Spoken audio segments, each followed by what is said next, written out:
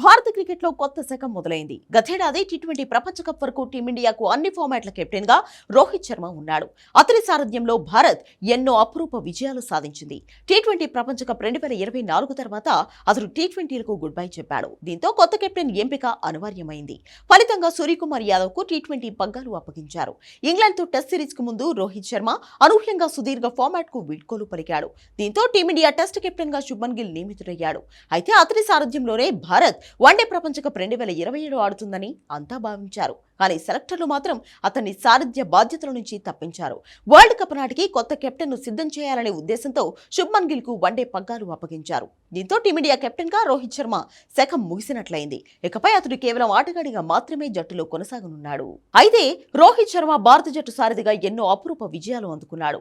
One day ప్రపంచ cup 2023 ఫైనల్లో ఓటమి మినహా ఐసీసీ టోర్నీల్లో మెరుగైన రికార్డు సాధించాడు. వన్డే ప్రపంచ కప్ 2023, టీ20 ప్రపంచ కప్ 2024, ఛాంపియన్స్ ట్రోఫీ 2025లో అతడు భారత జట్టును నడిపించాడు. ఈ 3 టోర్నీల్లో కలిపి 27 మ్యాచ్లు ఆడిన భారత్ ఏకంగా 24 విజయాలు సాధించింది.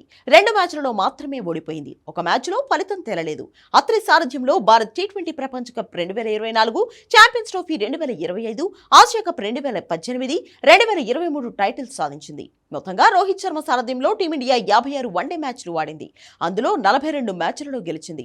12 మ్యాచ్లలో ఓడిపోయింది. ఒక మ్యాచ్లో ఫలితం రాలేదు. మరో మ్యాచ్ టైగా ముగిసింది. విజయ శాతం 76గా ఉంది. మరి రోహిత్ వారసుడిగా వన్డే పగ్గాలు అందుకున్న గిల్ అంచనాలు అందుకుంటాడా లేదా అన్నది వేచి చూడాలి.